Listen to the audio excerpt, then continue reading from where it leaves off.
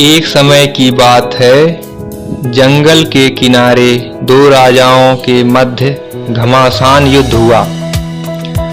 इस युद्ध में एक राजा विजयी हुआ, एक पराजित।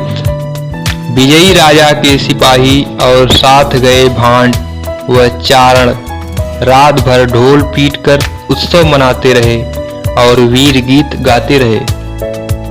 सुबह सुबह तेज आंधी आई और उस आंधी में सिपाहियों का एक ढोल लुढ़क कर दूर चला गया और एक पेड़ से जाकर टिक गया।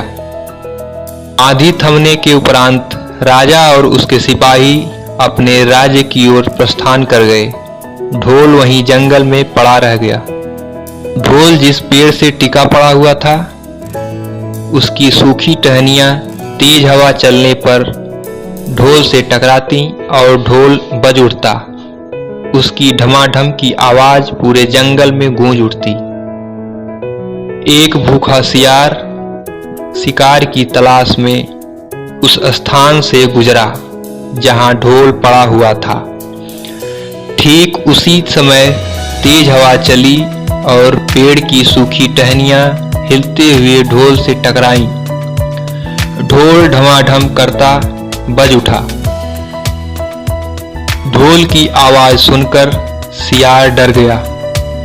उसने पहले कभी इस तरह की आवाज नहीं सुनी थी। वह सोचने लगा कि एक ऐसा विचित्र स्वर वाला जीव है। वह वहां से भागने ही वाला था कि उसके दिमाग में एक विचार कौंधा। किसी बात की गहराई में जाए बिना डर कर भागना उचित नहीं। मुझे इस विचित्र जीव के निकट जाकर पता करना चाहिए कि वास्तव में ये कितना बलशाली है। वह धीरे धीरे ढोल के निकट पहुंचा। वहां उसने देखा कि पेड़ की टहनियां ढोल पर चोट कर रही हैं और उसमें से आवाज आ रही है। सियार ने अपनी बुद्धि दौड़ाई और इस नतीजे पर पहुंचा कि ये तो एक निरीह प्राणी है। पेड़ की शाखाओं की मार से कराह रहा है। वह स्वयं भी ढोल पर चोट करने लगा और ढोल बज उठा। ढोल का स्पर्श करने के उपरांत सियार ने सोचा कि इन जीव का शरीर विशाल और मांसल है।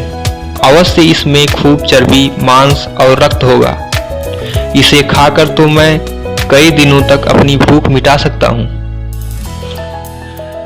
उसने ढोल के मोटे चमड़े के बाहरी आवरण पर अपने दांत गड़ा दिए। वह चमड़ा कठोर था। उसे काटने के प्रयास में सियार के सामने के दो दांत टूट गए। लेकिन अपनी जोरों की भूख शांत करने के लिए वह डटा रहा और किसी प्रकार ढोल में छेद कर उसमें घुस गया। ढोल अंदर से खाली था। उसमें मांस, रक्त, मज्जा ना पाकर सियार बड़ा निराश हुआ। उसकी मेहनत व्यर्थ गई। इस कहानी से हमें सीख मिलती है, जैसे ढोल बाहर से विशाल और अंदर से खोखला था, वैसे ही अपने मुंह से स्वयं की बढ़ चढ़कर बड़ाई करने और सेखी बघाड़ने वाले वास्तव में ढोल की तरह ही खोखले होते हैं। इसलिए किसी के बाहरी आवरण और दिखावे से उसके प्रभाव में नहीं आना चाहिए।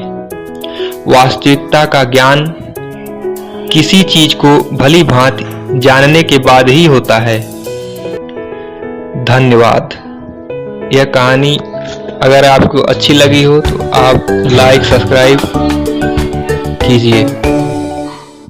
धन्यवाद।